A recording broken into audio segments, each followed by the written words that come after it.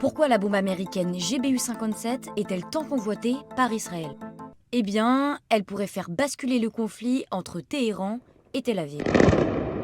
C'est la raison pour laquelle Israël a démarré une offensive militaire en Iran, le nucléaire iranien, et empêché la construction d'une bombe atomique. Si l'État hébreu a déjà frappé les deux usines d'enrichissement nucléaire de Natanz et Fordo, respectivement enfouies à 45 et 80 mètres de profondeur, elles n'ont toutefois pas été détruites puisque Tsahal ne dispose pas des moyens nécessaires. En effet, ces installations nucléaires sont très difficiles à atteindre. La bombe américaine GBU-57, conçue pour cet usage, est considérée comme la seule arme capable de les neutraliser. Cette bombe de 6,25 m de longueur, de 13,6 tonnes et d'une charge explosive de 2,4 tonnes peut être guidée avec précision grâce à un système GPS. Il s'agit d'une des bombes les plus puissantes aujourd'hui, à la fois par ses effets et par sa dissuasion. Elle est capable de toucher une cible jusqu'à 60 mètres de profondeur, et c'est justement pour ça qu'elle intéresse Israël. C'est comme si on larguait un minibus, c'est une bombe énorme, et qui va en fait descendre à la verticale, qui va pénétrer profondément dans le sous-sol à plusieurs dizaines de mètres, et qui n'explosera que lorsqu'elle est